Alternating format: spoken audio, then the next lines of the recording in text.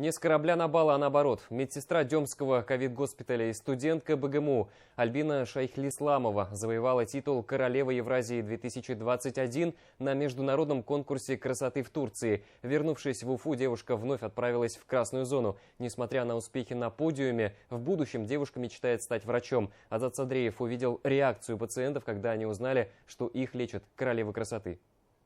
Grand-Prix winner, the Queen of Eurasia 2021. Альбина Башкортостан! Она с гордостью представляет родной Башкортостан на международных конкурсах красоты, а в прошлом году Альбина Шайхлисламова завоевала титул «Мисс Республики 2020». И вот новая победа – гран-при престижного конкурса «Королева Евразии 2021». Но когда вспышки фотокамер на фотосессиях гаснут, бальный наряд студентка БГМУ меняет на халат медсестры ковид-госпиталя. О триумфе своей коллеги многие из медперсонала узнали только от нас.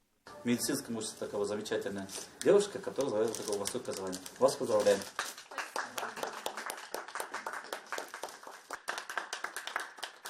Очень гордимся, что у нас такая сотрудница работает. Она будущий врач, видит себя в специальности акушер-гинеколога, то есть продолжит свою трудовую деятельность уже на этом поприще.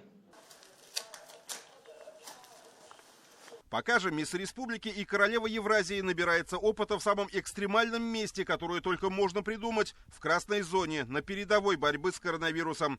В начале каждой смены смотрит журнал. Количество пациентов постоянно меняется и готовится к процедурам. Набираю дексаметазон. Курс терапии будет проводиться. Днем Альбина учится в Башгосмедуниверситете, поэтому на смену выходит только ночью. В отделении более 60 пациентов, обойти нужно каждого. И каково же было удивление мужчин, когда они узнали, что в противочумном костюме за их жизни борется фотомодель. Тут же зашли в интернет найти побольше информации. Знали, что вот такая медсестра у вас? Нет, мы не знаем. Нет, уже все инкогнито же. Параллельно благодарят весь персонал за заботу. Здесь исключительно врачи вокруг больного, как муравьи все равно. Вот. Человек бесконтрольно не остается. Одни заходят, уходят, и в различные процедуры идут до бесконечности.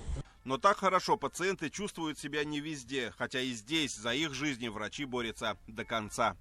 А это отделение реанимации Демского ковид-госпиталя. Здесь лежат самые тяжелые пациенты с тяжелой формой коронавируса. Всего на лечении здесь сейчас находится 17 человек, 8 из них на аппаратах искусственной вентиляции легких.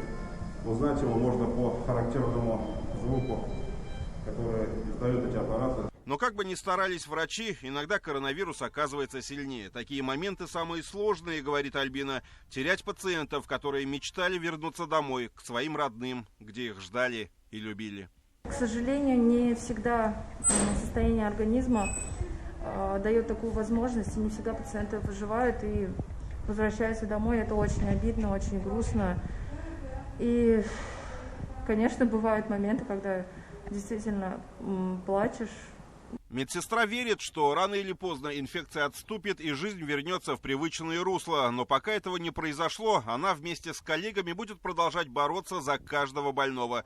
И какую бы радость ей не приносили победы на подиуме, ничто не сравнится с чувством, когда ее пациент побеждает коронавирус. Азат Садреев, Азат Ишбулатов, Иван Шабрин. Новости. Уфа.